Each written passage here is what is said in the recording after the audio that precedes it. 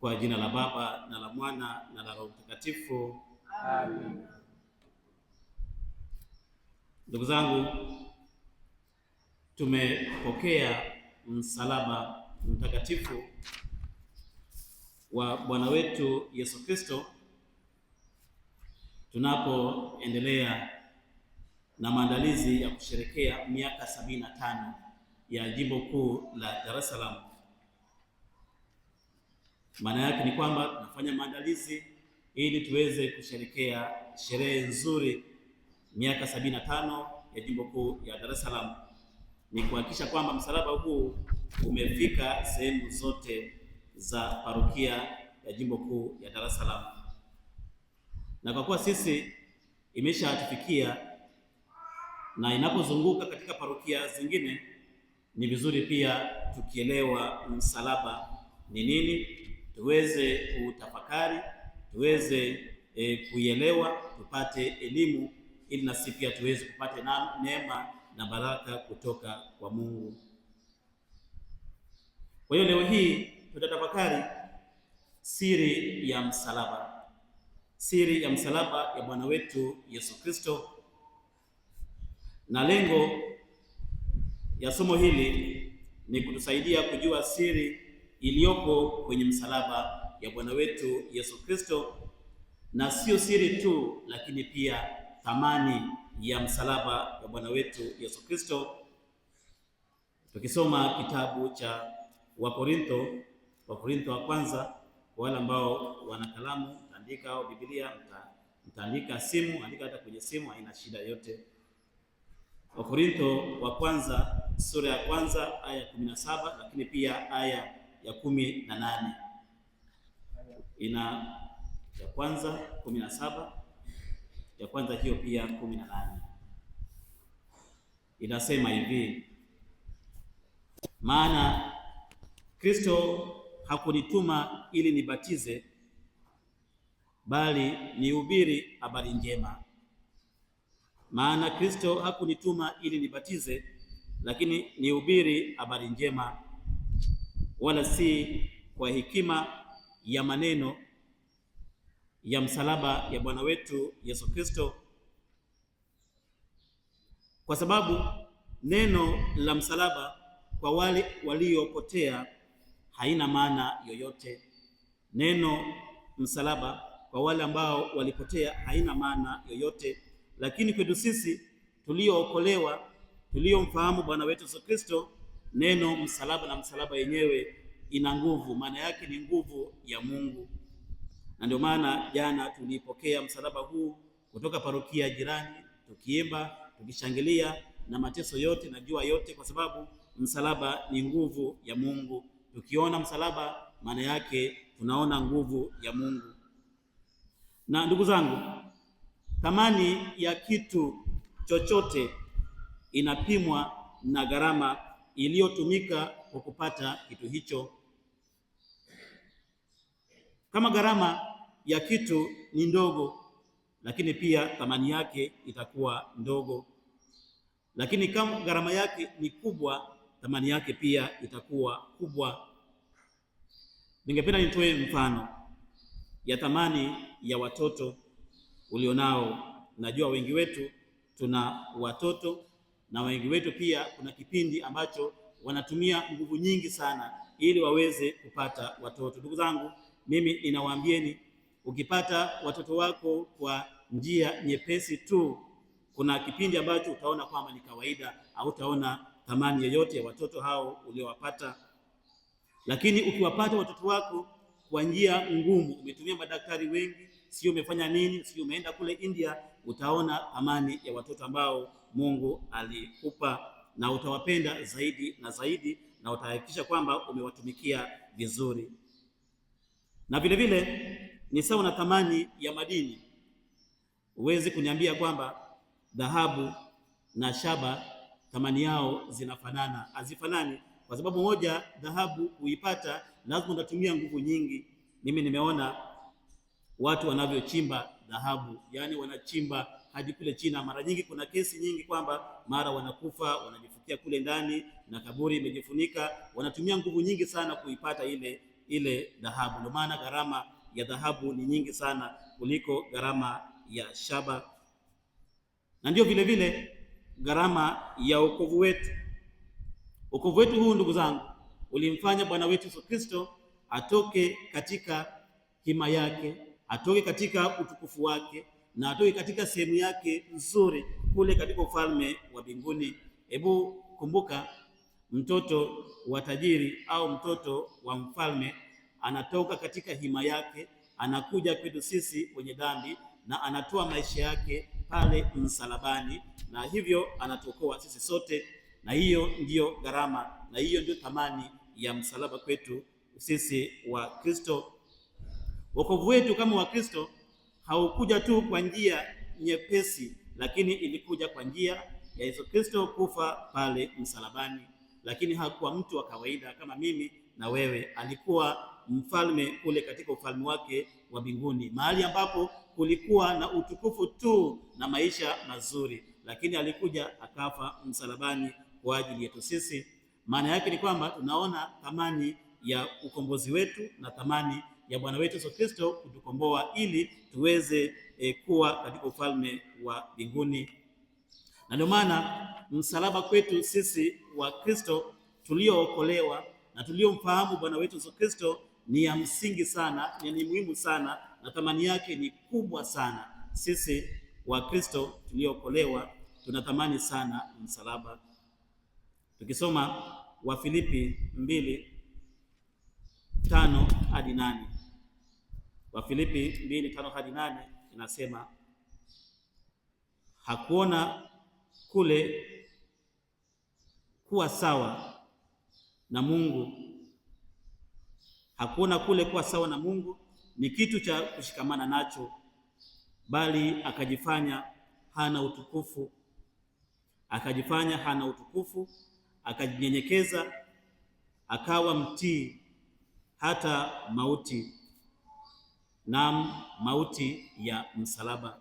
Ametoka katika utukufu wake, amejinyenyekeza vizuri, akawa kama binadamu, akawa mtii hadi mautini pale msalabani. Na Waibrania sura ya 12 aya ya 2 inasema, ambaye kwa ajili ya furaha iliyowekwa mbele yake aliustahimili msalaba na kuidharau aibu. Tunajua kifo cha msalaba ni kifo cha aibu sana, lakini Kristo kwa kuja na kufa msalabani tayari alishaidharau hiyo aibu. Maana yake ni kwamba lengo lake ni kutuokoa, na alitumia nguvu zake nyingi ili aweze kutukomboa. Kwa tafsiri nyingine, ndugu zangu, Yesu aliona kuwa kuendelea kuwa katika utukufu wake na heshima zote anazozipokea kule mbinguni hakumfai, wakati sisi huku duniani tunaangamia katika dhambi na dunia inaendelea kuharibika. Mungu aliumba mbingu na dunia. Kwa nini kuwepo na utukufu katika ufalme wa mbinguni wakati ambapo dunia inaharibika na dhambi na shetani na mambo mabaya? Kwa hiyo Kristo mwenyewe alisema lazima niikomboe ulimwengu, na ndio maana alikuja hapa ulimwenguni na akatukomboa katika msalaba. Na ndio maana msalaba ni ishara ya ukombozi wetu, na pia ni ishara ya sisi kupatanishwa na Mungu.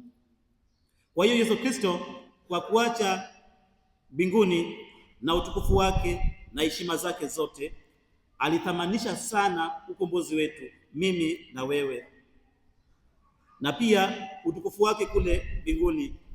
Aliacha utukufu wake, aliacha maisha mazuri, akaona ni bora mimi niziache zote nije hapa niweze kuwakomboa hao watu, na pia nikomboe dunia. Wanadamu wote tutoke katika maangamizi, tutoke katika dhambi, na pia tutoke katika kupatanishwa na shetani, tuweze kupatanishwa na Mungu. Na hiyo ndio ilikuwa thamani ya ukombozi wetu, na hiyo ndio thamani ya msalaba wetu. Haikuwa rahisi kwake, lakini aliona ni thamani kubwa kuokoa binadamu na kuokoa ulimwengu mzima. Ningependa sisi sote, ndugu zangu, tumheshimu sana Bwana wetu Yesu Kristo, tumheshimu sana na tumsali kila siku, na tutubu dhambi zetu kila siku, kwa sababu Mungu mwenyewe anatuthamini sana, anaona kwamba sisi ni watu wa muhimu sana. Anaacha mbingu na utukufu wake na kila kitu, anakuja tu kwa ajili yako na mimi, ili aweze kutukomboa, na hiyo aliona kwamba ni muhimu sana. Na ukiangalia kipindi kile hata sasa hivi, kifo msalabani ni kifo cha aibu sana, na pia ni kudharauliwa ukiwekwa msalabani. Sasa hivi tuseme kwamba umewekwa msalabani, ukapachikwa kule minarani pale, tayari itakuwa aibu. Wataanza kuuliza amefanya nini, amekosa nini? Ilikuwa kifo cha aibu sana.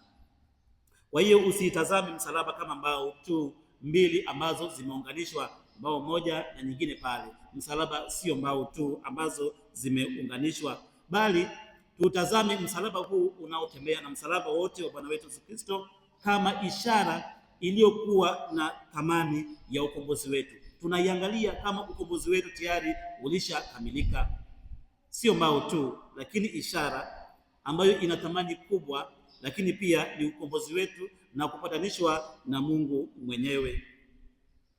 Lakini pia ningependa niwape tahadhari, sio kila msalaba tunaoona ni msalaba wa Bwana wetu Yesu Kristo. Mimi nimeona watu wengi wanavaa ile ishara ya msalaba. Sio kila msalaba ni ishara ya Bwana wetu Yesu Kristo au ni ishara ya ukombozi wetu. Hapana, kwa sababu Yesu mwenyewe alisulubiwa sio peke yake, lakini na wezi wawili au wanyang'anyi wawili. Kwa hiyo sio msalaba yoyote ni msalaba ya Bwana wetu Yesu Kristo. Kwa hiyo tusitishwe tukiona watu wanavaa msalaba. Mimi nimeona watu wengi ambao sio hata Wakatoliki, sio hata waumini wamevaa ishara ya msalaba. Sio kila msalaba ni ishara ya Bwana wetu Yesu Kristo au ni ishara ya ukombozi wetu. Na hata kuhubiri Injili, Biblia inatuambia tuhubiri Injili ya Yesu aliyesulubiwa. Tuhubiri Injili ya Yesu aliyesulubiwa. Sio kila mtu anayesimama madhabahuni na anaanza kutangaza neno lake anahubiri Injili ya Bwana wetu Yesu Kristo aliyesulubiwa pale altareni. Sikilizeni wahubiri wengi wanaohubiri Injili tu ya mafanikio, hubiri Injili ya miujiza. Hii kazi yao ni kuhubiri ya miujiza au mafanikio au ya fedha au mambo mengi sana. Angalia mhubiri anayehubiri Yesu Kristo aliyesulubiwa msalabani. Hii inamaanisha kwamba kuna watu ambao wanaweza kuhubiri habari za miujiza, habari za mafanikio, lakini vyote visije vikatoka katika mahubiri ya Yesu Kristo aliyesulubiwa pale msalabani. Na ndio maana mara nyingi tunaambiwa waumini wetu kwamba sikilizeni kwa makini wale ambao wanahubiri ukombozi, wanaohubiri Yesu Kristo aliyekuwa msalabani, wanaohubiri Injili anayotaka Kristo ahubiri. Kila mmoja anaweza kuhubiri anavyohitaji. Unaweza pia, ndugu zangu, katika mahubiri yao wanaohubiri unaweza pia kufanikiwa, lakini pia unaweza pia kupata miujiza. Lakini je, unafanikiwa kutoka kwa Yesu Kristo aliye msalabani? Au unaweza kupata miujiza kutoka kwa Bwana Yesu Kristo aliyekuwa msalabani? Tuangalie wanaohubiri Injili ambayo inatoka kwa Bwana wetu Yesu Kristo. Unaweza kupata uponyaji ukiwa hata ndani ya wokovu, lakini pia unaweza kupata uponyaji hata ukiwa nje ya wokovu. Kwa hiyo lazima tuwe waangalifu, tuwe makini na Injili inayotolewa. Biblia inatuambia kwamba neno la msalaba kwa wanaopotea ni upuzi tu, haina maana yoyote. Lakini kwetu sisi waumini tuliompokea Bwana wetu Yesu Kristo ina maana sana. Maana yake ni ukombozi wetu. Maana neno ya msalaba ni ujumbe wa msalaba, lakini pia kile ambacho kimebebwa msalabani. Ninapoiona msalaba sioni tu mbao iliyowekwa, lakini ujumbe wa msalaba, lakini kile ambacho kimebebwa msalabani. Lakini pia msalaba hii ninapoiona inaangalia thamani yake, Mungu anatoka mbinguni anakuja hapa, anasulubiwa pale. Thamani yake na thamani ya wokovu. Lakini pia siri ya msalaba yenyewe sio mbao tu, lakini pia kazi inayofanya ndani kwetu sisi wenyewe katika maisha yetu. Msalaba huu una maana gani katika maisha yetu?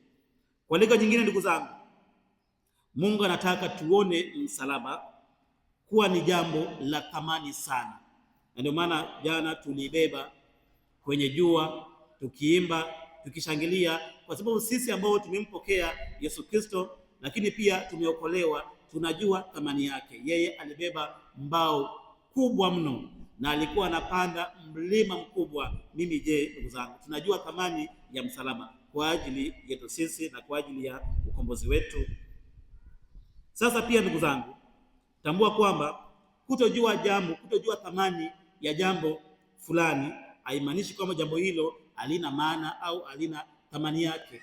Uone msalaba huu na thamani yake, ukiamini ina thamani yake. Kutoamini pia bado msalaba unabaki na thamani yake. Thamani yake ni kwamba Yesu Kristo ametoa maisha yake kwa ajili ya ukombozi wetu, na ukombozi wetu ulimgharamu maisha yake yote, na huo ndio thamani ya msalaba huu. Kwa hiyo wanaoamini na wasioamini haiwezi kutoa thamani ya msalaba wetu, msalaba wa Bwana wetu Yesu Kristo. Hivyo usipojua thamani ya msalaba haitabadilisha thamani yake, bali wewe ndio hautafaidika na msalaba mwenyewe. Na tamani pia tujue kwamba kazi ya Yesu hapa duniani isingekuwa na maana kama asingekufa msalabani. Unajua manabii wengi katika Agano la Kale waliofanya ile kazi aliyofanya Bwana wetu Yesu Kristo. Kuna manabii ambao pia waliweza kufufua wafu. Kuna manabii ambao pia waliponya watu. Kuna manabii ambao pia walifanya ishara kubwa zaidi zinazokaribiana na ishara alizozifanya Bwana wetu Yesu Kristo. Lakini kitu ambacho kinatofautisha msalaba wa Yesu Kristo na yeye mwenyewe ni kufa msalabani. Utofauti wake ni kwamba kifo msalabani, manabii hao hawakufa msalabani, lakini Kristo alikuja, lengo lake ni kufa msalabani, na ndio maana msalaba una thamani katika maisha yetu. Yesu asingekufa msalabani, basi tungefananishwa na manabii au na mitume wengine, tungemwona kama ni nabii tu kama manabii wengine. Kwa hiyo msalaba ndio unaomtambulisha Yesu ni nani, na ndio tunaomtofautisha Yesu na manabii wengine na wahubiri wengine na wale ambao walikuwa wanafanya kazi kama yeye alivyokuwa anafanya. Injili yetu basi, ndugu zangu, sio ya Yesu wa kabla ya msalaba, lakini injili tunaotangaza ni injili yetu ni ya Yesu aliyesulubiwa msalabani na akafa na baadaye akafufuka, na ya Yesu baada ya kufa msalabani. Tumsifu Yesu Kristo. Basi tuimbe wimbo moja ya msalaba.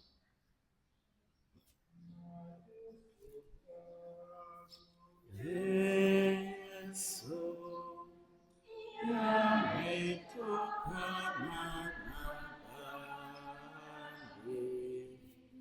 yametokana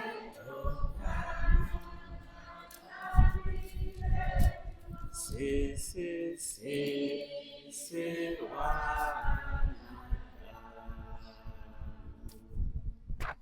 mateso yako yametokana na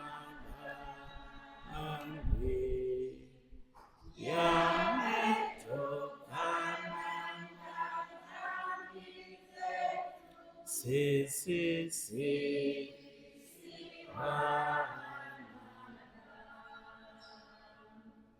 Kwa hiyo ningependa tuangalie baadhi ya mabadiliko yaliyotokea katika ulimwengu huu wa kiroho wakati dhambi ilipoingia ulimwenguni. Tunaangalia kabla ya dhambi kuingia ulimwengu, lakini nini kilitokea baada ya dhambi kuingia ulimwenguni. Inaweza kuwa kwamba unajiuliza kwa nini Yesu alikufa msalabani? Kwa nini alikufa msalabani? Lakini kabla hatujaendelea mbele zaidi au mbali zaidi, ni vizuri kwanza tukaona mambo yaliyotokea pale katika bustani ya Edeni, wakati Adamu na Hawa walipomwasi Mungu na walikataa kumtii na walikataa kutii maagizo yake waliopewa na Mungu. Lakini baada ya kuangalia Adamu na Eva na kumwasi Mungu na kutotii, ndipo baadaye utakapojua ni nini msalaba na kwa nini msalaba umekuja na sababu ya msalaba katika maisha yetu ya Kikristo na kwa nini Yesu Kristo alikufa msalabani. Kwa hiyo tuangalie baadhi ya mabadiliko yaliyotokea, lakini pia tuangalie kule bustani ya Edeni yaliyotokea.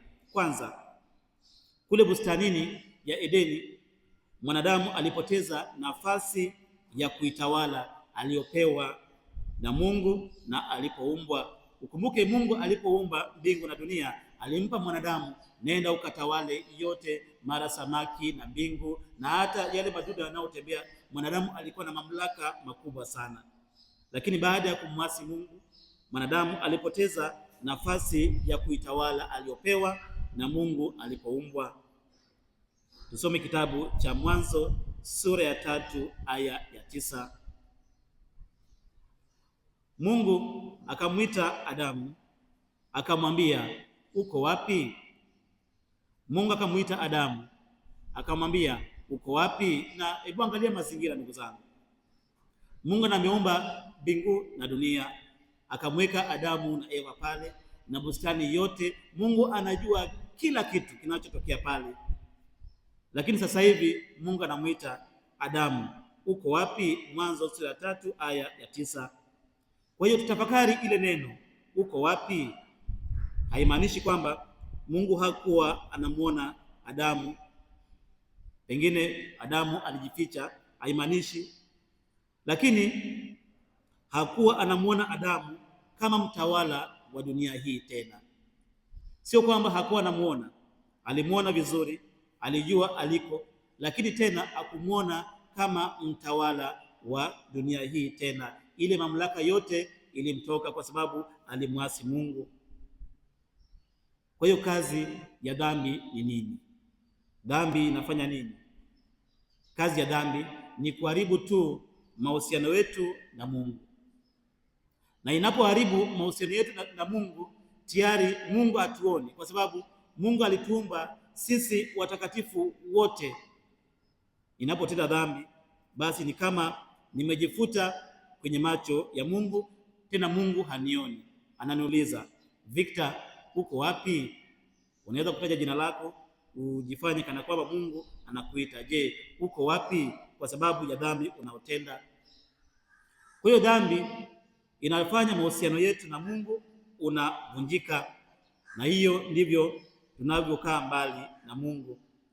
Na ndio maana wale wanaofanya dhambi kwa kujificha ficha, kuna watu ambao wanafanya dhambi, wanatenda vibaya, wanajificha, wanadhani kwamba Mungu hawaoni. Ndugu zangu, Mungu haoni wapi?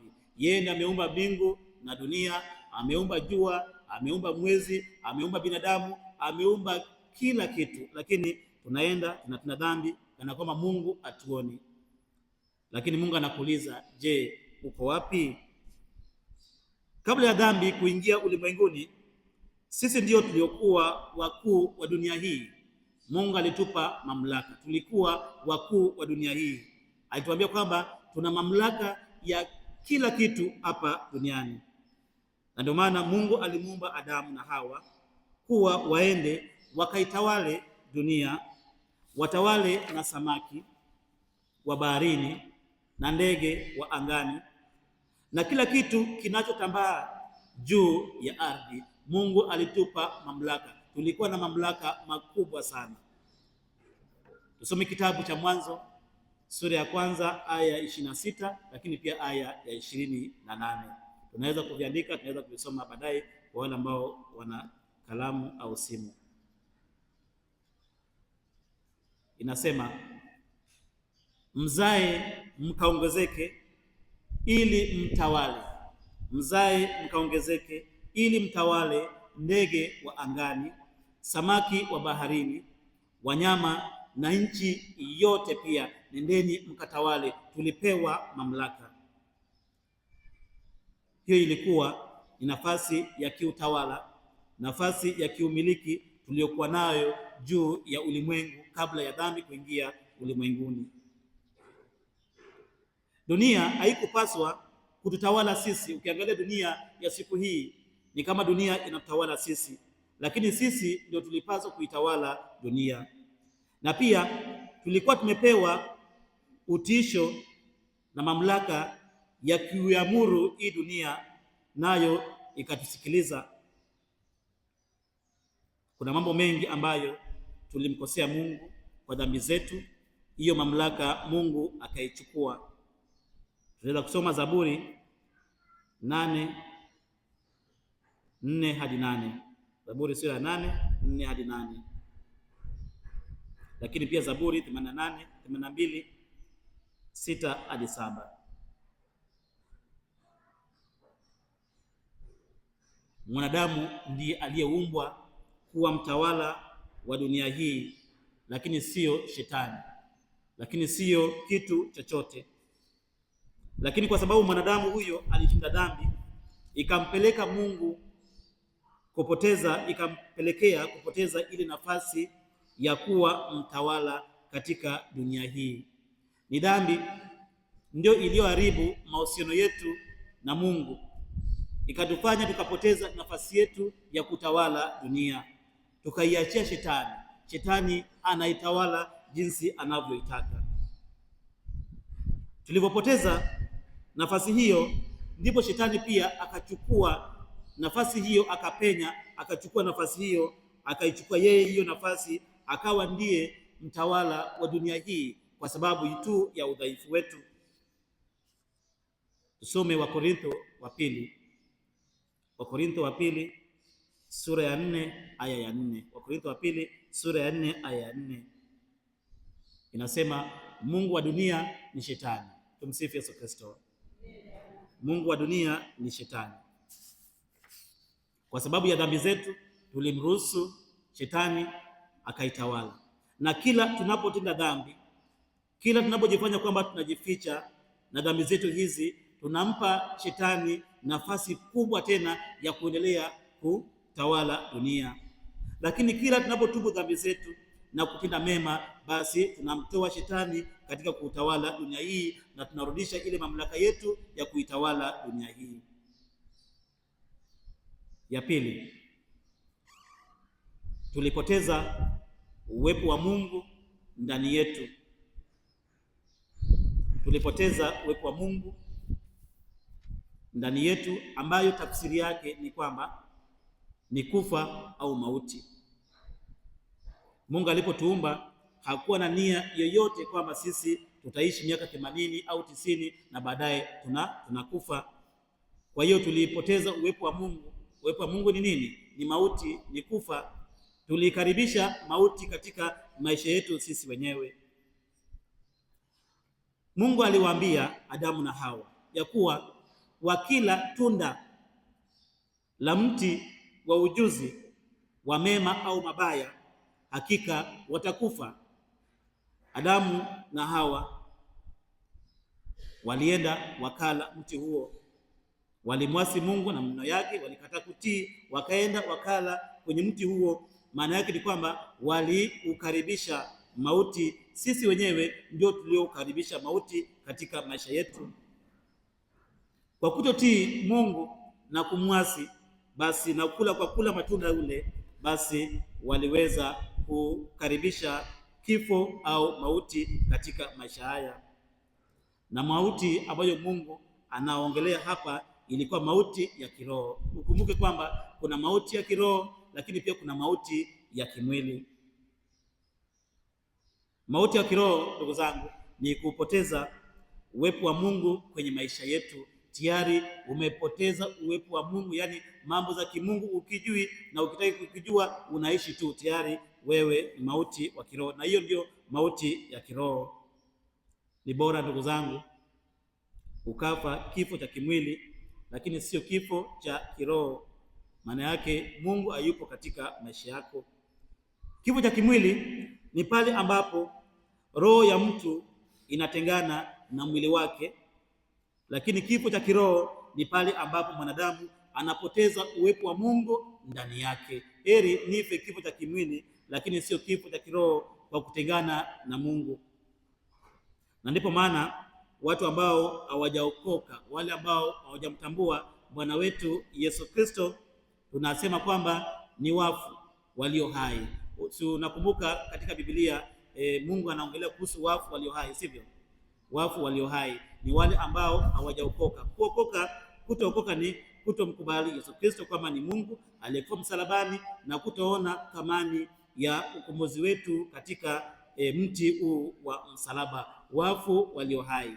Wewe ni hai ndio, lakini wafu. Maana yake Mungu hayupo ndani ya maisha yako, japo wanaendelea kuishi hapa duniani.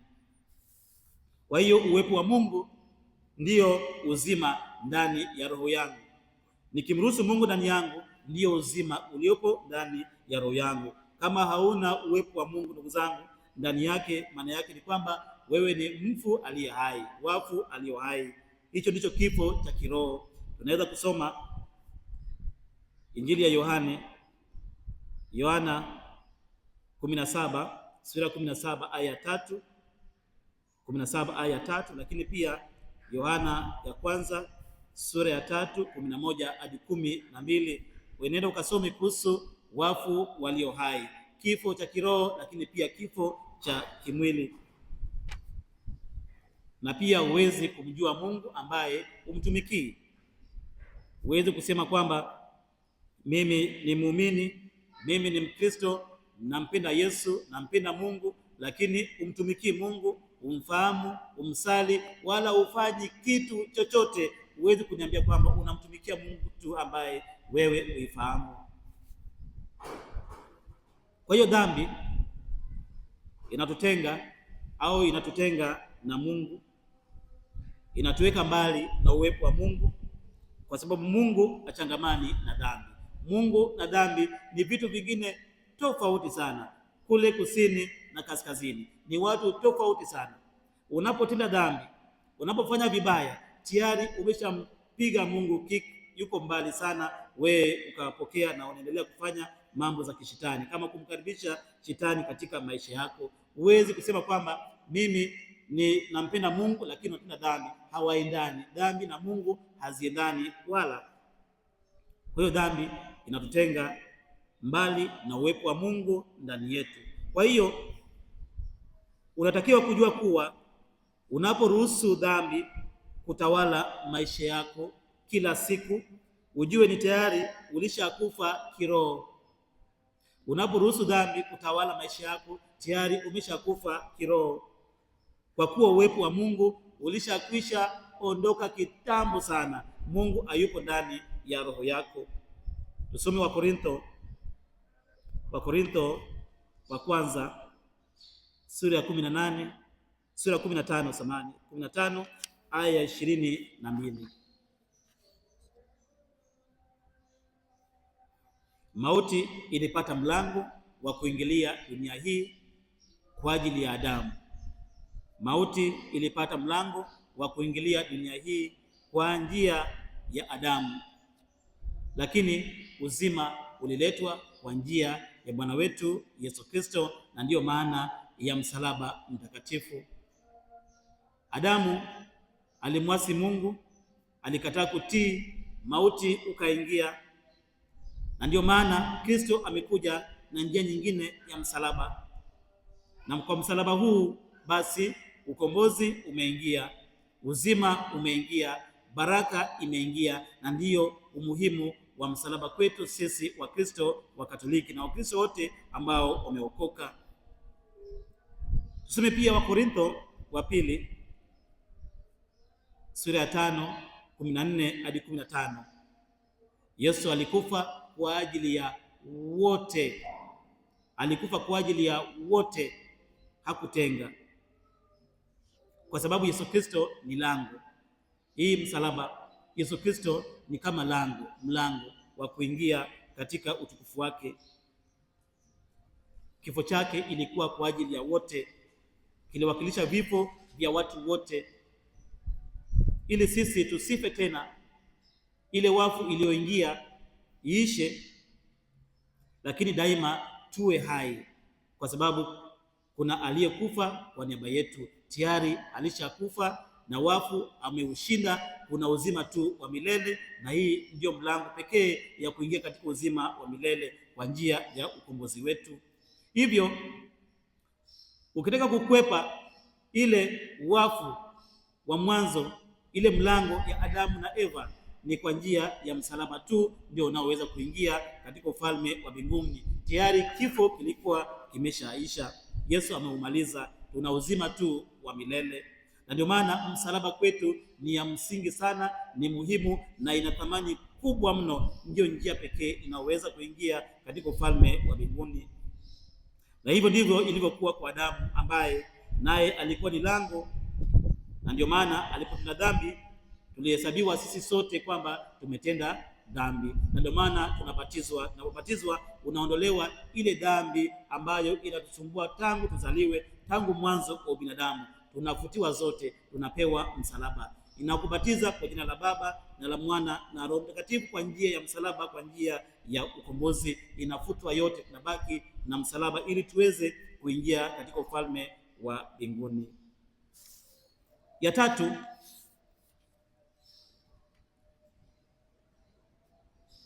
ilikuwa kwanza kwa kipindi cha utawala wa laana. Laana iliingia duniani, laana iliingia duniani. Tunaangalia kile ambacho kilitokea kabla ya msalaba, kile ambacho kilitokea baada ya Adamu kutenda dhambi.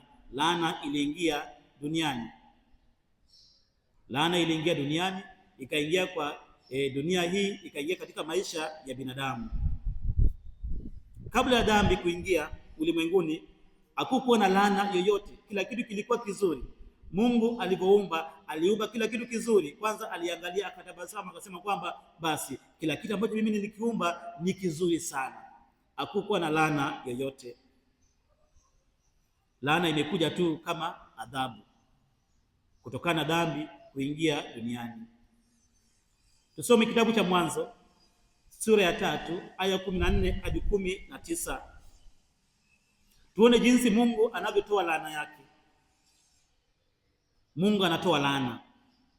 Anatoa laana kwanza kwa nyoka, anatoa laana kwa mwanaume, anatoa laana pia kwa mwanamke, lakini pia Mungu anatoa laana kwa ardhi au dunia. Tunajua vizuri kwamba anatoa laana kwa nyoka, kwamba nyoka, wewe utatembea tembea, utakuwa unakula mchanga, kwa yani utatembea na tumbo lako hapo yote, yani ilikuwa laana kwa nyoka, utateseka kule msituni. Akatoa laana kwa mwanamke kwamba kipindi utasikia ukali zaidi. Akatoa laana kwa mwanaume kwamba utapambana hadi utatoa jasho, lakini pia alitoa laana kwa ardhi. Lakini kwa nini Mungu, swali ambalo tunaweza kujiuliza, kwa nini Mungu alani ardhi? Ardhi imefanya nini wakati mtu ambaye alitenda dhambi alikuwa ni binadamu? Kwa nini alani ardhi? Jibu ni kwamba mtu ndiye aliyekuwa mtu ambaye aliwekwa kuwa mwangalizi wa kile kilichopo duniani. Kwa hiyo kosa lake linaathiri mpaka vile vilivyowekwa chini yake.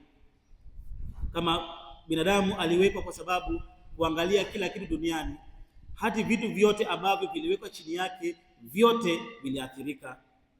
Na hiyo ndio ilikuwa sheria ya mwanzo. Na hiyo tunaweza kusoma katika kitabu cha mfano Yoshua, kitabu cha Yoshua sura ya 7 aya ya 1 hadi 26. Tutaona sheria kwamba yani ukilaaniwa, umelaaniwa wewe na ukoo yako yote wamelaaniwa. Na hicho kitu bado sisi kama binadamu nasema kwamba bado tunao. Unasikia mtu anasema mimi pengine ilikuwa kosa ya bibi yake, au kosa ya bibi yake bado pengine inamfuata. Kulikuwa na sheria kwamba unapolaaniwa mtu mmoja umelaaniwa na ukoo wako wote. Lakini tafsiri ya karibu ya laana ni kutofikia uwezo wa nguvu zako, kutofikia uwezo wa nguvu zako. Yaani unazalisha kingi lakini unachopata ni kidogo, kutofikia uwezo wa nguvu zako.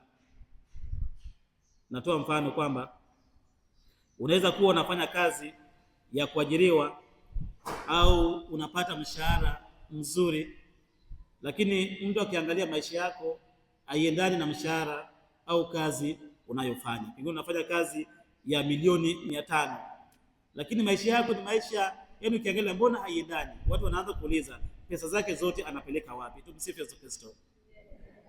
Anafanya kazi nzuri tu, lakini maisha yake ni tofauti sana. Au anafanya biashara, mfanye biashara anafanya biashara nyingi sana, lakini unauliza huyu anapeleka hela zake wapi? Ndugu zangu, nyoka akuumbwa ili atembee kwa tumbo na kula mavumbi, bali ni laana ilimfanya awe hivyo alivyo sasa. Mwanamke hakuumbwa ili atakapokuwa anazaa asikie uchungu, tuseme kwamba ni laana ndio ilimfanya awe hivyo. Mwanamume hakuzaliwa ili atoe jasho asubuhi, mchana, jioni aweze kupata chakula chake. Kwa nini atoe jasho? Lakini kwa sababu ya laana iliyotolewa mwanzoni. Lakini pia ni vizuri tukijua na tukijifunza kutofautisha kati ya kutembea katika laana na kutembea katika mapenzi ya Mungu. Laana sio mapenzi ya Mungu. Mungu hakutuumba ili tuishi katika laana. Laana sio mapenzi ya Mungu, bali ni adhabu ambayo imetoka kwa Mungu aliyotokana na kuasi mwanadamu. Kwa hiyo Mungu atupe neema tu, tuamini katika msalaba ili tuweze kukwepa laana ambazo tunahisi kwamba tulipewa. Na hiyo ndio ilikuwa maisha baada ya Yesu Kristo na baada na kabla ya msalaba. Sasa tuangalie kazi ya msalaba katika maisha yetu.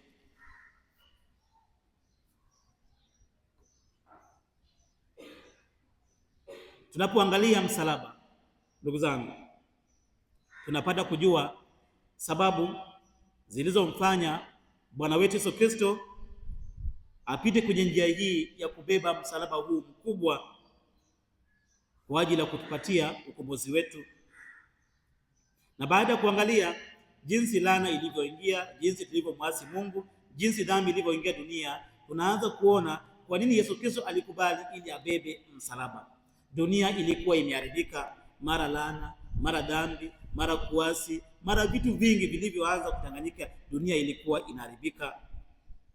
Tumetafakari hayo yote, na tukiangalia msalaba tunaona kwa nini msalaba ulikuja duniani, ili kuokoa dunia hii.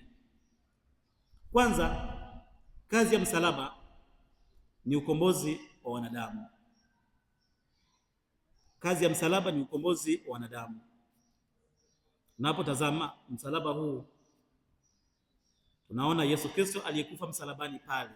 Tunaona tu ukombozi wa wanadamu kwa njia ya damu ya Yesu Kristo. Tunaona thamani yetu sisi kwa msulubiwa pale msalabani, thamani yetu. Kuna kipindi nilikuwa nauliza, nani anaweza kufa msalabani kwa yule ambaye anampenda? Nani anatoa maisha yake? Tunaona jinsi Mungu alivyotutamani sana hadi msalabani, thamani ya ukombozi wetu. Kwa hiyo kazi ya kwanza ya msalaba ni ukombozi wa wanadamu kwa njia ya damu ya Bwana wetu Yesu Kristo. Yesu amekufa msalabani kwa ajili ya dhambi zetu. Aliona jinsi dunia ilivyoharibika. Aliona jinsi dhambi ilivyotufanya mahusiano yetu na Mungu ivunjike, jinsi wafu ilivyoingia duniani, jinsi kila kitu kilivyokuwa kimeharibika. Mungu anaishi kule, wanadamu wanaishi huku, mambo yameharibika. Kwa hiyo aliona hivyo, na hiyo ndio maana alikufa msalabani, ili aweze kututengenezea njia ya kuingia mbinguni. Kristo amekufa msalabani kwa ajili ya dhambi zetu, ili tuweze kusamehewa, ili mahusiano mazuri kwetu yetu sisi na Mungu kiweze kurekebishwa, tusamehewe dhambi zetu. Lazima mtu mmoja ajitoe sadaka, ili sisi kama watoto wa Mungu tuweze kusamehewa, tumrudie Mungu.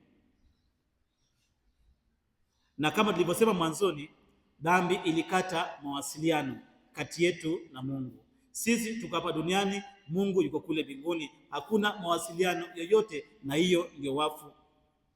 Tumejifunza kuhusu kifo cha kiroho, lakini pia kifo cha kimwili, uwepo wa Mungu na kutokuwepo na kwa Mungu. Na tulivyosema ni kwamba kifo cha kimwili itaisha, lakini kifo cha kiroho, hata ngazi, hata mlango wa msalaba hamna, mawasiliano tayari imeshakatwa, na hiyo ndio dhambi. Dhambi inakata mawasiliano kati ya Mungu na mwanadamu, na kwa sababu mwanadamu alikuwa chini ya utawala Shetani, hivyo ilimbidi akombolewe kutoka huko na kuingia katika ufalme wa mbinguni. Hiyo ilimlazimisha Yesu Kristo aje hapa ili aweze kutukomboa. Mungu anaumba, lakini Shetani anatawala. Yesu akasema hapana, haiwezekani, ninaenda kutoa maisha yangu ili niwatengenezee lango waingie katika uzima wa milele. Tuangalie Yohana sura ya 3, Yohana sura ya 3 aya 16 hadi 18. Mungu alitupenda akamtoa mwana wake wa pekee ili afe kwa ajili yetu sisi, mimi na wewe.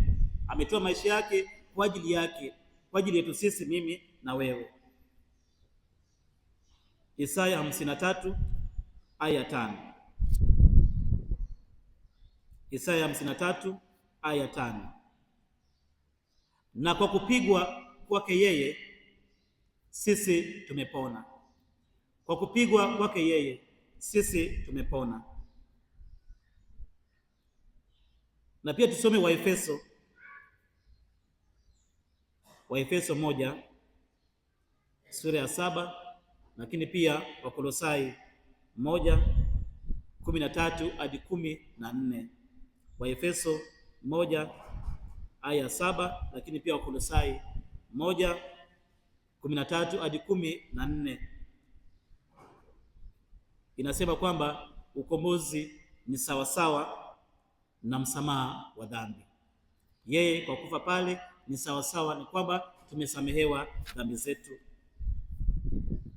Kwa hiyo tunapoangalia msalaba huu wa Bwana wetu Yesu Kristo, tunaona kwamba tumepokea msamaha wa Mungu kwa ajili ya dhambi zetu zote tunazozitenda, lakini pia Mungu anatukabidhi ukombozi, kwamba nyinyi ni watoto wake, sisi ni watoto wake, tunaweza kupitia msalaba na tuingie katika ufalme wa mbinguni. Maana yake Shetani anashindwa, anakufa msalabani, Shetani anashindwa. Tunatoka kuwa watoto wa Shetani, tunaendelea kuwa watoto wa Mungu, kwa sababu tumekombolewa na pia tumesamehewa na Mungu.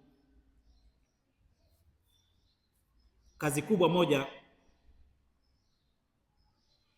ya Yesu Kristo ni kuja duniani, ni kwa ajili ya kutuokoa kutoka katika nguvu ya giza. Ile mawasiliano tayari ilikuwa imeshavunjwa, kila mtu anajitegemea, Mungu anajitegemea, sisi tunajitegemea, kinachotawala ni Shetani na wafu. Kazi kubwa aliyofanya Yesu Kristo, kuna uponyaji, kuna miujiza mingi, lakini kazi kubwa aliyofanya ni kutukomboa, kututoa katika ile wafu ya kiroho na kutuletea Mungu na kuokolewa. Hiyo ndio kazi kubwa ambayo Kristo alitufanyia, na sisi tukarudia kuwa watoto wa Mungu. Ndio maana tuna ujasiri wa kusema kwamba mimi ni mtoto wa Mungu. Ndugu zangu, hakuna mtoto wa mtu yeyote, sisi ni watoto wa Mungu wote jinsi tunavyokaa. Na damu ya Yesu ilimwagika pale msalabani, ilitosha kabisa kufuta makosa yetu yote. Damu zake zote iliyomwagika kipindi hicho chote ya njia msalaba ilitosha kusamehe dhambi zetu na kumwambia Mungu kwamba kweli amejitoa kwa ajili yetu sisi. Hiyo imetosha kwa ajili ya msamaha wa dhambi zetu. Kwa hiyo ndugu zangu, tunapotenda dhambi katika ulimwengu wa roho ni sawa, tuliuzwa na Shetani. Kwa hiyo ilibidi Yesu mwenyewe atununue. Ni kama Yesu alikuja kutununua, anakuja kutuchota, tokeni hapa, ingieni pale. Tulikuwa naishi katika dunia iliyoangamia, anatutoa kwenye sehemu sahihi kwa ulazima. Ni kitu pekee cha thamani ambacho Yesu Kristo alitufanyia sisi, tumlipe nini? Na hiyo ndiyo thamani ya msalaba. Anakuja kutuvuta wote, ingieni mbinguni, Mungu amewasamehe na nimewapa maisha ya milele na milele kama Mungu alivyotuumba mwanzoni. Tusome kitabu cha Ufunuo sura ya 5 aya 9. Na kitu pekee cha thamani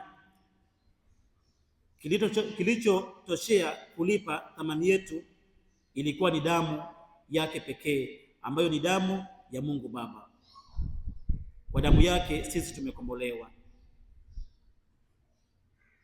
Najua hapo mwanzoni lazima ukitaka sala zako ziweze kumfikia Mungu lazima utoe sadaka.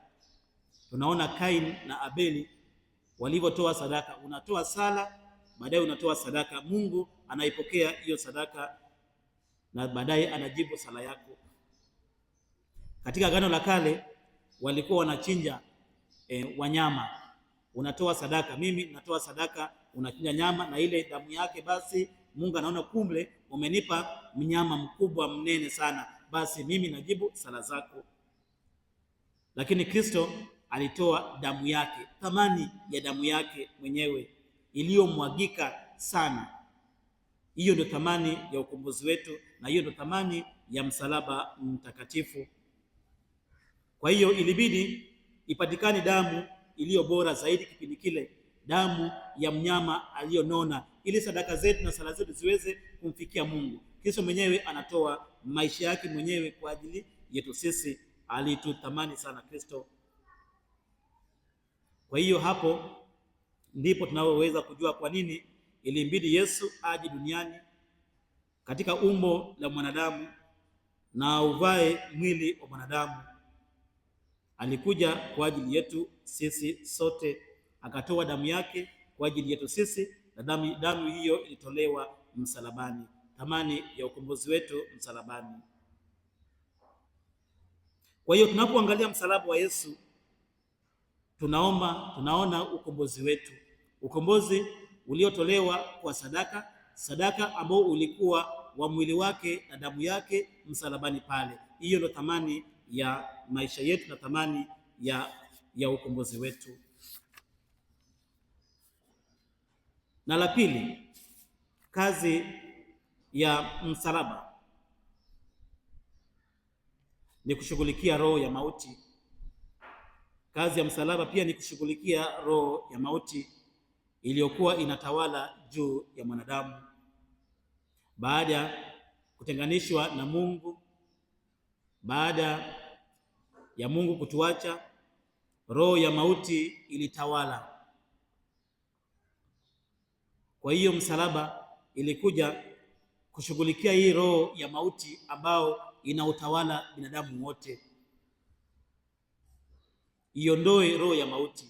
Ukumbuke kuna mbinguni na kuna duniani, ile mawasiliano imeisha. Yule ambaye alileta mawasiliano alikuwa Yesu Kristo, ambaye alikuwa katikati ili arudishe ile mawasiliano kati yetu na Mungu. Lakini baada ya dhambi hiyo mawasiliano haikuwepo. Mungu, Yesu Kristo, Roho Mtakatifu alikuwa juu pale, sisi binadamu tuko huko chini, tunatawaliwa wote na roho ya mauti. Kwa hiyo msalaba ilikuwa kuja kushughulikia roho ya mauti iliyokuwa inatawala sisi binadamu. Kwa hiyo msalaba ilihusika kuleta uzima ndani yetu, ndani ya mtu, kutoka kwenye hali ya mauti aliyokuwa nayo mtu baada ile laana ambayo Mungu aliutoa. Mungu aliukasirika mwanzoni, akatoa laana, nendeni, mimi hakuna mahusiano yako kati yenu na mimi. laana ilikuwa inatawala, mauti ilikuwa inatawala.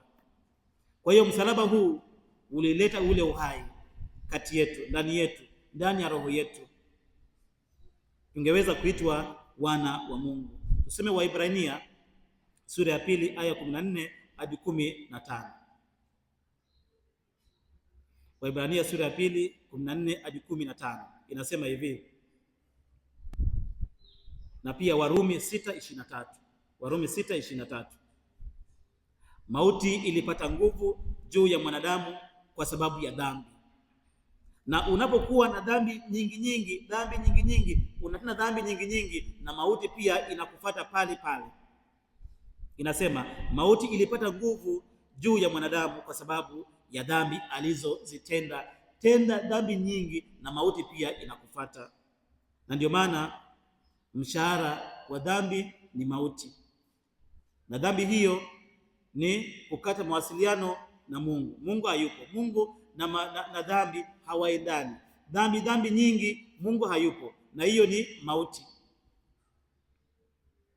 na mauti ni matokeo ya dhambi. Warumi 6:23.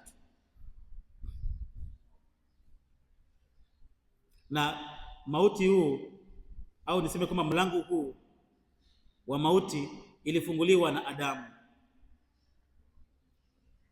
hivyo mauti ukawapata wanadamu wote. Na kwa sababu hiyo mlango huo tayari ulikuwa umeshafunguliwa, mlango wa mauti. Kwa hiyo ilimpasa Yesu Kristo afungue mlango nyingine, kufa kwa ajili yetu sisi, ili atengeneze ile mlango tuingie tupate uzima wa milele. Kristo mwenyewe alikuja kushughulikia ile mauti kwa kufunga ile mlango na kufungua mlango mwingine ili tuweze kupata uzima wa milele. Na ndio maana kazi ya msalaba ni kushughulikia ile mauti ambayo uliletwa na Adamu na Eva, mlango unaoletwa na dhambi, na Yesu Kristo anafungua mlango mwingine ili tuweze kupata uzima wa milele. Ile mauti unaisha, unakufa kimwili, lakini utaishi milele na milele katika ufalme wa mbinguni. Hivyo Yesu alipokuja kwa njia ya msalaba aliweza kuhukumu roho ya mauti kwa njia ya mauti. Pale pale msalabani alipokufa tayari alishughulikia mauti. Alikufa na mauti wote ukaenda, akafungua mlango wa uzima wa milele. Yesu alitumia mauti kuhukumu mauti. Ilimpasa afe ili aweze kutukomboa tuingie katika ufalme wa mbinguni, na pia tuweze kupatanishwa na Mungu. Kama vile ambavyo unaweza ukahukumu sadaka zilizotolewa kwa miungu kwa njia ya kuachilia sadaka yako mbele ya Mungu. Ukiona kwamba unahitaji sala zako zimfikie Mungu, unajikuta unatoa sadaka ili Mungu aweze kukufungulia milango ya mafanikio zaidi. Warumi 6 sura ya 10 inasema kwamba maana kwa kufa kwake alifia dhambi mara moja tu, lakini kwa kule kuishi kwake amwishia Mungu. Amekufa, ameenda na mauti, akafungua milango ya kuishi katika ufalme wa mbinguni na Mungu mwenyewe. Na hiyo ndugu zangu, kwa kufa kwake msalabani, basi Yesu anatudishia ile uzima wa milele. Kama mwanzo Mungu alivyoumbwa mbingu na dunia na kila kitu kilikuwa sawa, kwa kufa kwake msalabani anaua ile mauti, tunakuwa tena wapya kama jinsi tulivyoumbwa mwanzoni. Uwepo wa Mungu unakuwa ndani yetu na Mungu anaendelea kutawala na mamlaka yetu inarudishwa. Yesu ndiye uzima wa milele. Yeye ndiye ametuletea uzima wa milele kwa njia ya kutukomboa msalabani. Na ya tatu, kazi ya msalaba ni kufuta sheria za kimwili. Kazi ya msalaba ni kufuta sheria za kimwili zilizokuwa zinatawala mioyo yetu kinyume na mapenzi ya Mungu. Sheria za kimwili ambazo zilikuwa zinatembea au zilikuwa zinatawala maishani mwetu kinyume na mapenzi ya Mungu. Kazi ya msalaba ilikuwa kufuta zile hati ya mashtaka na sheria za kimwili ambazo zilikuwa zinatawala maisha yetu. Some Wakolosai sura ya 2 aya ya 13 hadi 16. Wakolosai sura ya 2 aya 13 hadi 16. Kwa kupitia sheria hizo au kwa kupitia hizo sheria, watu walikuwa wakipingana na mapenzi ya Mungu. Hivyo walikuwa wanafuata mapokeo yao. Kwa kupitia hizo sheria ambazo walikuwa wanaziwekea, sheria nyingi, watu walikuwa wanapingana na mapenzi ya Mungu. Ikawa zile sheria wanazifuata na wanasahau mapenzi ya Mungu. Sheria ni nzuri, na hata Kristo mwenyewe alikuja akasema kwamba mimi sijakuja kuzifuta, mara nimekuja kuzitengua, sivyo? Yes, sheria nyingi na Wafarisayo walikuwa na sheria nyingi sana, zaidi ya 600 ambazo walikuwa wanazifuata, lakini ukiangalia mapenzi ya Mungu hawakuwa wanafuata mapenzi ya Mungu, unajikuta wanafuata sheria tu. Kuna mambo ambayo kiuhalisia yaliletwa na Torati ya Musa. Kuna mambo mengine ambayo Musa aliyatamka au yaliletwa na kwa sababu na Torati ya Musa, kwa sababu ilikuwa ugumu ya mioyo ya wanadamu. Wanadamu wakiwa wagumu sana, basi ileta sheria na wafuate. Wakifuata basi wataona umuhimu wake. Lakini Yesu alipokuja ulimwenguni aliyarekebisha yale sheria ambayo yaletwa na Torati ya Musa, ili tusiishi tu kwa sheria bali kwa neno la Mungu. Kuna kipindi, ndugu zangu, tunasahau kwamba sheria ni kutusaidia tuishi pamoja. Tunasahau kwamba sheria inatusaidia tuishi pamoja. Wakati fulani tunaishi kwa sababu tunafuata sheria. Tunasahau kwamba pia lazima tuishi kulingana na mapenzi ya Mungu. Na ndio maana Yesu Kristo alivyosema kwamba amri kuu kuliko amri zote ni amri ya mapendo. Sentensi moja tu au neno moja tu, amri ya mapendo. Mafarisayo na Masadukayo walikuwa na amri 600 na zaidi, lakini Kristo akasema ni amri ya mapendo tu. Wakati fulani tunaishi tu kwa kufuata sheria, tunasahau za msingi, amri ya mapendo. Watu walikuwa wameziweka sheria mioni mwao na mapokeo hayo kuliko neno la Mungu na jinsi ya kuishi. Sheria ilikuwa muhimu sana kuliko neno la Mungu kukaa ndani yao. Kwa hiyo ndani ya mioyo yao kulijaa Torati tu. Sisi tunafuata sheria tu, na hii haikuwasaidia kumfahamu Mungu kama Mungu mwenyewe. Kwa mfano, tunajua mitume Petro, sivyo? Alikataa. Yeye alikuwa mitume, mfuasi wa Yesu, lakini mtume Petro alikataa kuenda kutangamana na watu wa mataifa. Ukisoma Matendo ya Mitume pale unajikuta kwamba mtume Petro alikataa kwenda kutangamana na watu wa mataifa. Kwa nini? Kwa sababu kipindi kile Wayahudi na watu wa mataifa hawakupaswa kutangamana. Kulikuwa na watu wa Mungu, lakini kulikuwa na watu wa kawaida ambao ni watu ambao hawastahili. Kwa hiyo Petro ambaye pia alikuwa mitume alikuwa anafuata sheria za Wayahudi. Sisi Wayahudi hatupaswi kutangamana na watu wa mataifa, lakini Mungu alimshurutisha aende kwao na kuwahubiria habari njema, na Petro alimsikiliza neno la Mungu, nenda ukahubiria habari njema, na Petro alienda na akawahubiria kile ambacho Mungu alimwambia. Tusome Matendo ya Mitume sura ya 10 aya ya kwanza hadi 34, lakini pia 48. Matendo ya Mitume 10 aya ya kwanza 34 pia 48. Mara nyingi sheria zinatawala. tunasahau kile cha msingi. Lakini pia kuna watu wengi dunia hii ambao wamekataa kumpokea Yesu katika maisha yao, na kuna watu wengi tu ambao wamekataa kumpokea Yesu katika maisha yao kwa sababu ya mapokeo ya kidini au kwa sababu ya sheria nyingi nyingi walizoziwekea,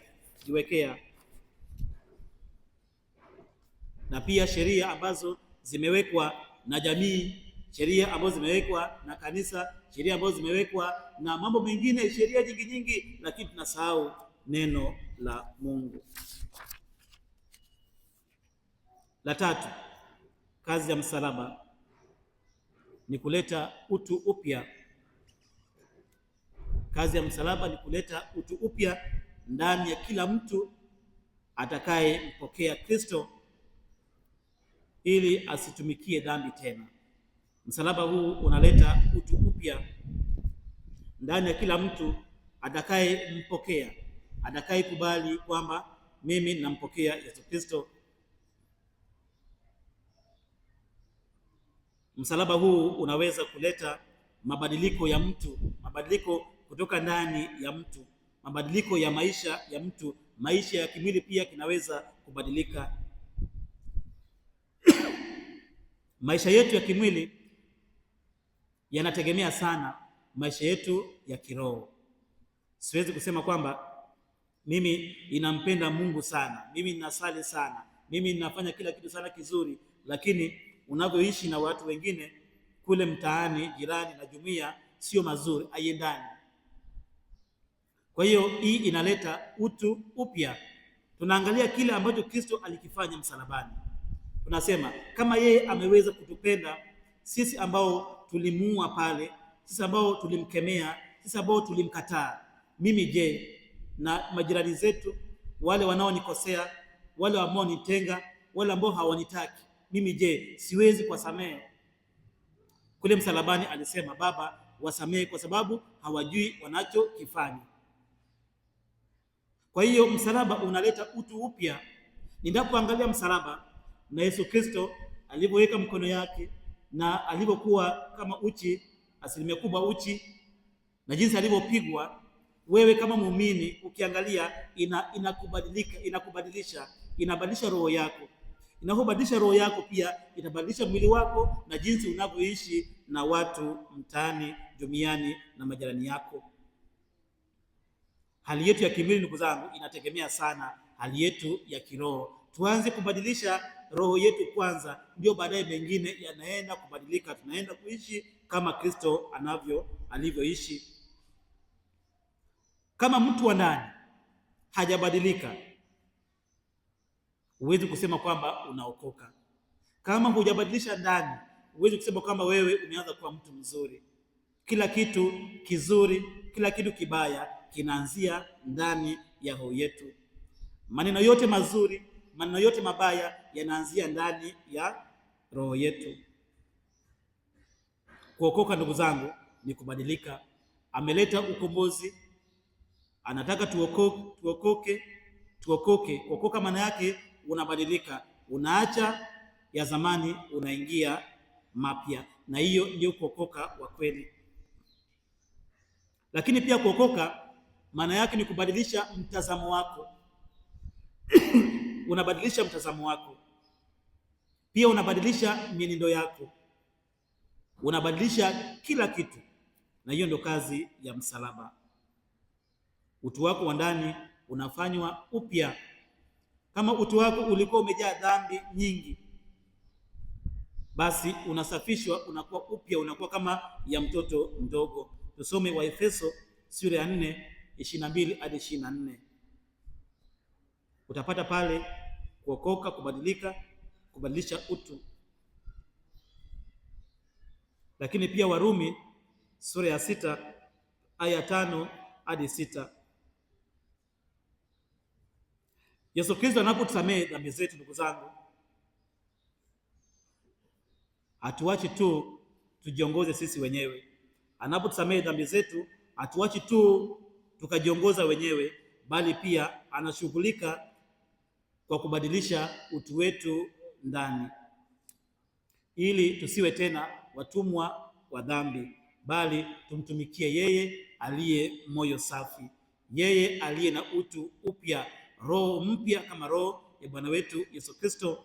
Aliona jinsi dunia ilivyo mchafu, aliona jinsi dunia ilivyokuwa na mauti, jinsi ilivyokuwa na dhambi nyingi, lakini alikubali kwamba njia tu ya kuweza kubadilisha dunia ni kufa msalabani. Mtu ambaye alikuwa na utu nzuri sana, lakini baada hata kuachwa na kutengwa na kupigwa na kubeba msalaba wake mkubwa, mti mkubwa, lakini bado anasema Baba, wasamehe kwa kuwa hawajui wanachokifanya. Bado yuko kwenye mstari wake, kwenye reli, kwamba mimi bado ninaendelea na kazi yangu ya ukombozi. Mtu ambaye hata alisemwa sana, alipigwa sana, alikemewa, aliachwa, lakini bado aliweza kusamehe.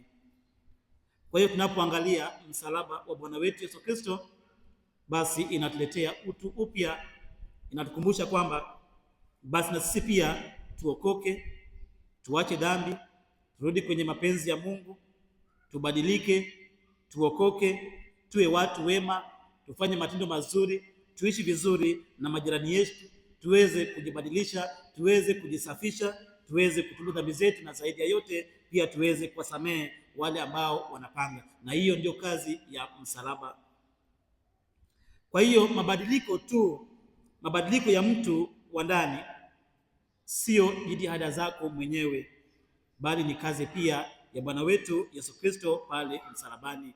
Wewe unajitahidi, Mungu pia anakupa nguvu ya kufanya mema. Mtu anapokuja kwenye sanduku ya maungamo pale, ndugu zangu, kwa wale ambao hawajui, unapokuja kwenye kuungama dhambi zako na umejiandaa vizuri, tayari unaanza kupokea rehema ya Mungu kule nyumbani ulikoanza kujiandalia. Haupokei pale moja kwa moja, unaanza kuipokea pale, kwa sababu tayari umeshajiandaa. Mimi nataka niache dhambi hii, nataka niache hii, nataka niache hii. Tayari ile utu wako umeanza kuisafisha. Neema na baraka nyingi unazipokea unapoanza kusema kwamba ninaenda kutubu dhambi zako. Unapokuja pale unapokea baraka na msamaha wa dhambi zako. Na hiyo ndio kitu ambacho Yesu Kristo anahitaji. Tubadilike, tutengeneze utu wetu uwe mpya, ile kwamba unakataa dhambi, sio kwamba ni ujanja wako tu, kwamba mimi nimekwepa dhambi, mimi sikuweza kuifanya. Unaona, mimi kweli sijaifanya. Kama wewe ni mjanja umekwepa dhambi, hapana ndugu zangu, hakuna kitu kama hicho. Ni kazi ya Mungu na pia ni kazi ya msalaba.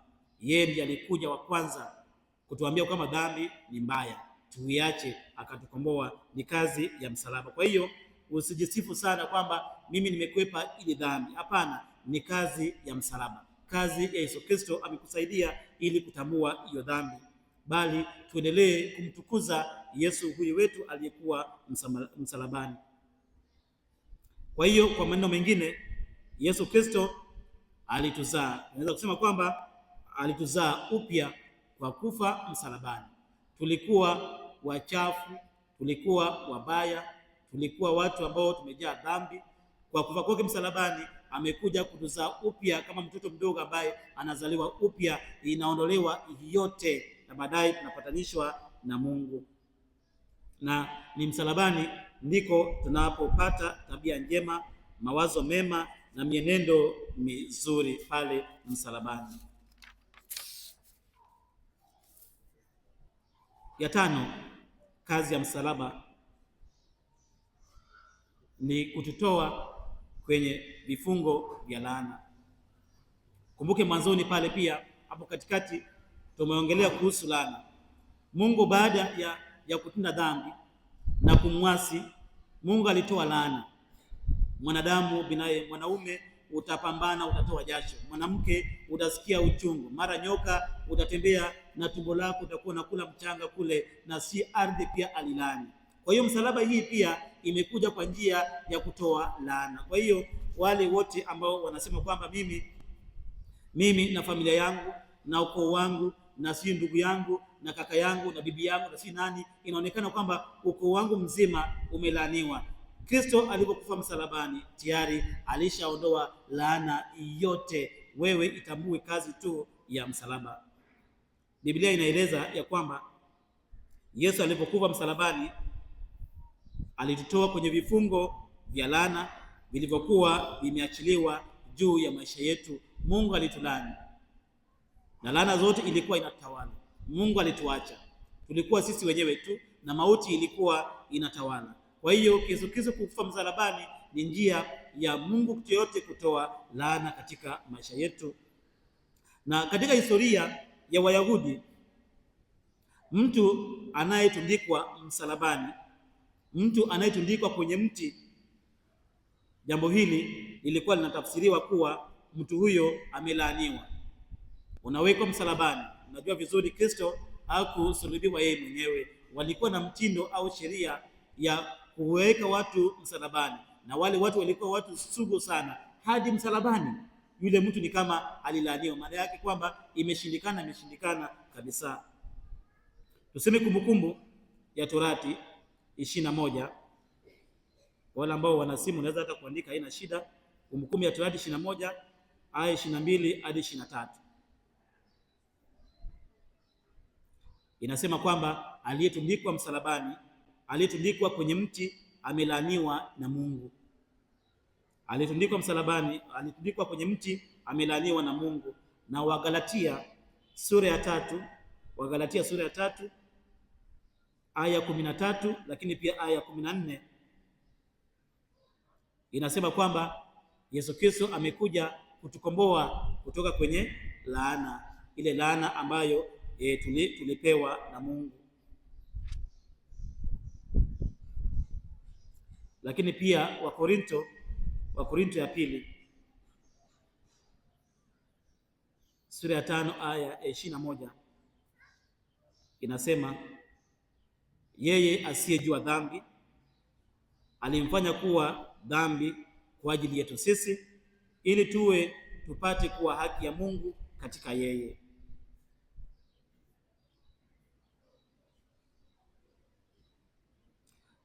Kwa hiyo Yesu Kristo, kwa sababu alikuwa lango ya baraka, kama damu alivyokuwa lango ya dhambi, ilimbidi afe msalabani, kifo cha msalabani, kwa ajili ya kuchukua laana yetu yote na kuifuta.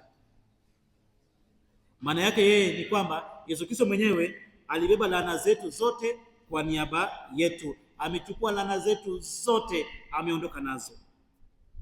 Na alipotoa ile laana, basi alimkaribisha baraka za Mungu kwa kupitia ile baraka za Mungu ambayo ilipitia Abrahamu na ikatufikia sisi sote. Laana zinafutwa. Baraka ambayo Mungu alimpa Abrahamu kwamba nitawabariki na ukoo wako wote, basi baraka ikaanza kumimina katika maisha yetu yote. Kwa hiyo msalaba, ndugu zangu, ni njia ambayo Kristo mwenyewe anakuja kufuta ile laana zote, na baraka zote za Mungu kama alivyompa Abrahamu zinaingia katika maisha yetu. Kwa hiyo Yesu Kristo mwenyewe alishughulikia laana zote za maisha yetu. Kwa Mkristo ambaye ameokoka, usije ukasema kwamba mimi nimelaaniwa, baba yangu alilaaniwa, bibi yangu alilaaniwa, ndugu zangu walilaaniwa. Kristo alishaubeba huo laana, akaondoka nao wote, na mlango wa baraka tayari ulishaingia ndani ya maisha yetu. Kwa hiyo Yesu pale msalabani alishughulikia laana iliyokuwa juu ya kila mtu, na kwa sababu hiyo tumepokea baraka za Mungu kwa kupitia Abrahamu kwa njia ya kumwamini Yesu Kristo. Sisi kazi yetu ni kumwamini Kristo mwenyewe. Hivyo maana yake, usipomwamini Yesu Kristo na kumpokea katika maisha yako, huwezi kuipata hiyo baraka. Kazi yetu ni kumwamini Yesu Kristo. Kazi yetu ni kumwamini ili tuweze kupokea baraka ambazo ametuletea. Kwa lugha nyingine, kuwa ndani ya Yesu Kristo na baraka zake, tunapata mafanikio sisi wenyewe, tunapata afya njema, tunapata kustawi, tunapata kuongezeka, na pia tunapata kusonga mbele. Tunaacha ya nyuma, tunasonga mbele na baraka ambazo Mungu mwenyewe alituletea. Lakini msalaba pia ya 6 inarejesha ile mamlaka ya kiutawala ambayo tuliupoteza. Tukumbuke mwanzo Mungu alitupa mamlaka ya kutawala kila kitu, samaki wa baharini, ndege za angani, kila kitu kinachotembea ardhini. Lakini kwa sababu tulimkosea, basi Mungu akautoa ule utawala wote. Lakini baada ya msalaba huu, ndugu zangu, Mungu anarejesha ile mamlaka ya kiutawala. Tulipokuwa tumemwasi Mungu, tulipoteza nafasi yetu kwa watawala katika ulimwengu huu. Kuwa mtawala katika ulimwengu huu ni mauti, ndio uliokuwa unatawala. Shetani alikuwa anatawala. Na sasa basi Yesu Kristo anakuja msalabani, anakufa msalabani, anatuokoa. Maana yake ni kwamba tumerejeshewa ile nguvu na mamlaka na nafasi yetu kuitawala ulimwengu huu. Tunachukua nafasi yetu kama binadamu tuliokabidhiwa mamlaka ya kutunza ulimwengu mzima. Mtakatifu Francisco wa Asizi aliupenda sana mazingira. Tuna mamlaka ya kutunza mazingira. Mara nyingi nikitembea katika familia, ninaona watu wanaopanda miti, wanaotunza maua, wanaotunza mbwa, mara nguruwe, mara paka. Watu wapendi paka. Hapa kwetu tunao paka wengi, lakini sisi tunatoka wapi? 3 tayari zina mimba. Sasa unaziona ama nalala tu pale. Tuna paka wengi hapa, si wanatokaga wapi? Sisi tunautunza tu, tunawapa chakula wanakula, wako wengi pale. Tunatunza mazingira. Tunatunza, na hapo mamlaka ya kutunza kila kitu ambacho kiko hapa duniani, na hiyo ndio kazi yetu. Tunaweka mazingira masafi. Papa Francisco wa Asizi aliandika kitabu ambacho ni Laudato Si, kwamba Wafransiskani, au kwa sababu tunamfuata Mtakatifu Francisco aliyependa mazingira, na kila binadamu lazima apende mazingira. Tuweke mazingira yetu masafi, tusafishe, tupande mti, tupande maua, tutunze wanyama wote, kwa sababu binadamu tuna mamlaka ya kutunza hao wanyama wote. Mimi kuna kipindi nyumbani kule, kuna baba mmoja ambaye nilimuona hadharani macho kwa macho. Kuna mbwa mmoja ambaye alipenda kudokoa chakula. Ukifunga mlango tu hivi, ameingia, anachukua, anaondoka. Kwa hiyo yule baba alimshika yule mbwa akamzika akiwa hai. Tumsifu Yesu Kristo. Ndugu zangu, tuna mamlaka ya kuwafanyia kila kitu wanyama hawa, lakini basi sisi kama binadamu lazima tuwatunze. Kwa Yesu Kristo kufa msalabani, basi tumerejeshewa ile mamlaka ya kuwatunza wanyama hawa. Tusome Yohane sura ya 1 aya 12. Bali wote waliompokea aliwapa uwezo wa kufanyika watoto wa Mungu. Tumekuwa watoto tena wa Mungu. Tulipoteza kuwa watoto wa Mungu, tumerejeshewa kuwa watoto wa Mungu. Na kitabu cha Ufunuo sura ya 5 aya ya 10. Ufunuo sura ya 5 aya ya 10, ukawafanya kuwa wafalme na makuhani kwa Mungu wetu, nao wanamiliki juu ya nchi. Tena tumerudi kuwa wakuu na wakuhani na mafalme juu ya dunia hii. Kwa hiyo tunapookolewa, ndugu zangu, moja ya jambo linalofanyika juu yako katika ulimwengu wa roho ni kurejeshewa nafasi uliokuwa umeupoteza hapo mwanzo Mungu alipokuwa anaumba. Kila mmoja wetu ni mtoto wa Mungu na ana haki ya kuishi, na pia ana haki ya kutii ile amri ya mapendo, na ana haki ya kuwa hapa duniani na kutunza mazingira yote ambayo Mungu alitupa. Lakini kwa nini Mungu aliturejeshea hiyo mamlaka ya kiutawala? Kwa sababu yeye ni mfalme wa mbinguni. Kwa hiyo anapokuja duniani ni lazima akaribishiwe hapa duniani. Sisi ni wafalme wa dunia hii, Mungu ni wafalme wa mbinguni. Anapokuja hapa lazima tumpokee katika ufalme wa hapa duniani, kwa sababu sisi tunautunza dunia hii. Mfalme anakaribishwa na nani?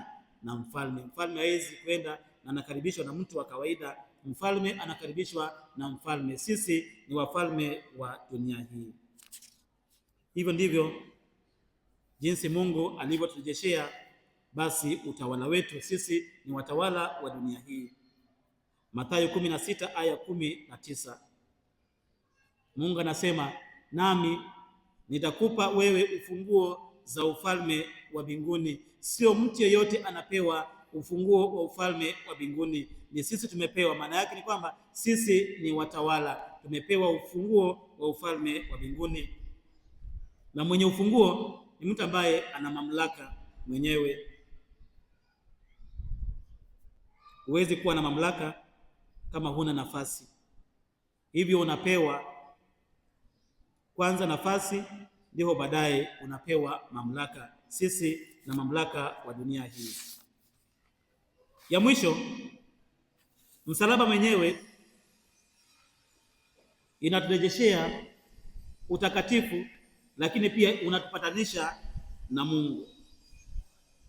Baada ya kutenda dhambi baada ya Mungu kutulani, baada ya kutengana na Mungu, baada ya sisi kuishi wenyewe na wafu kuutawala, kwa njia ya msalaba hii, ndugu zangu, ile utakatifu tulioumbwa mwanzoni inarejeshewa. Sisi sote ni watakatifu wa Mungu, lakini pia tunapatanishwa na Mungu mwenyewe.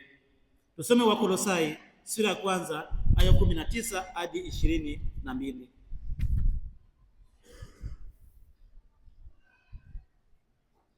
Inasema kwamba kipindi dhambi ilipoingia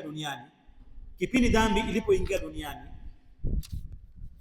haikumtenga tu na mwanadamu. Dhambi hii haikumtenga Mungu tu na mwanadamu, bali ilitenga vitu vyote vilivyokuwa chini ya huyu mwanadamu na Mungu. Kila kitu ambacho Mungu alikiumba kilitengana na Mungu. Kwa hiyo maana yake ni kwamba sio tu uwepo wa Mungu uliondoka kwa wanadamu tu, lakini kila kitu ambacho Mungu alikiumba ilitengana na Mungu.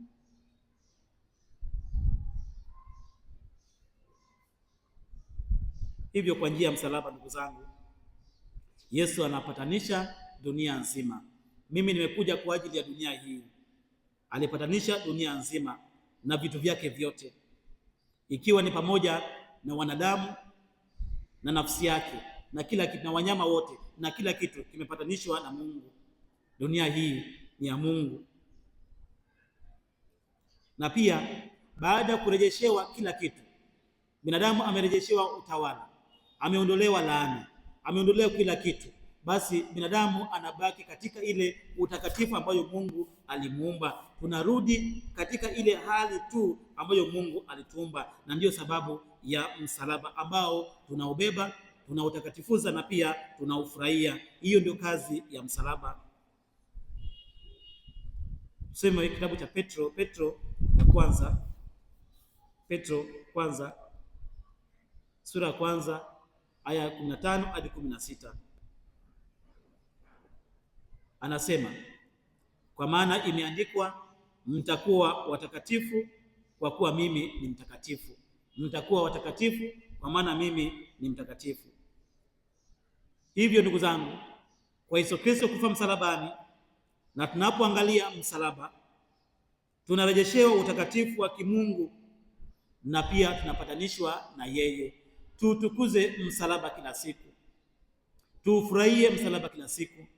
Na ndio maana tunasema kwamba katika nyumba ya Mkristo lazima kuwepo msalaba. Uwe na msalaba, hata kama ni 100, uwe na msalaba, kwa sababu msalaba una thamani sana sana katika maisha yetu. Wewe uwe na msalaba tu, maana yake imetupatanisha na Mungu.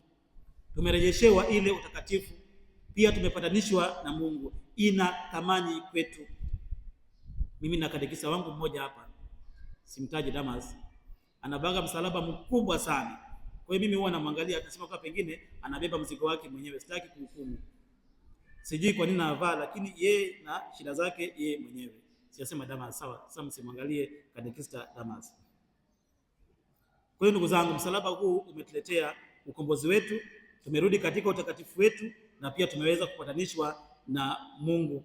na kabla ya msalaba watu walikuwa hawawezi kwenda mbele ya Mungu moja kwa moja. Kabla hii msalaba, ndugu zangu, haungeweza kwenda kwa Mungu moja kwa moja, ilikuwa mpaka umpitie kipindi kile kuhani mkuu. Ndio maana ukisoma katika hizi Agano la Kale hizi, kuna kuhani mkuu, lakini pia kuna sehemu patakatifu na sehemu ambayo sio patakatifu na uwezi kuikanyaga pale.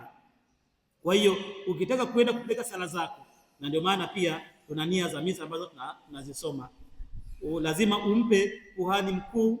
Kuhani mkuu hiyo kama anastahili ataenda sehemu patakatifu na baadaye atapeleka sala zako pale mwenyewe.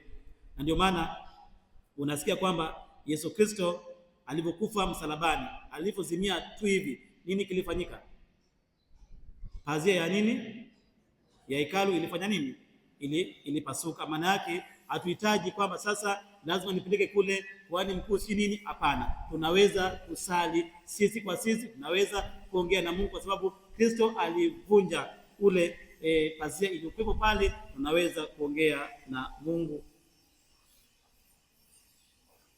Ndugu zangu, msalaba huu ni ishara ya imani yetu. Msalaba huu tunaoutembeza ina thamani sana, lakini pia imetupatanisha na Mungu, imetuondolea laana, lakini pia inatuletea baraka. Tuutukuze msalaba wa Bwana wetu Yesu Kristo. Tumsifu Yesu Kristo.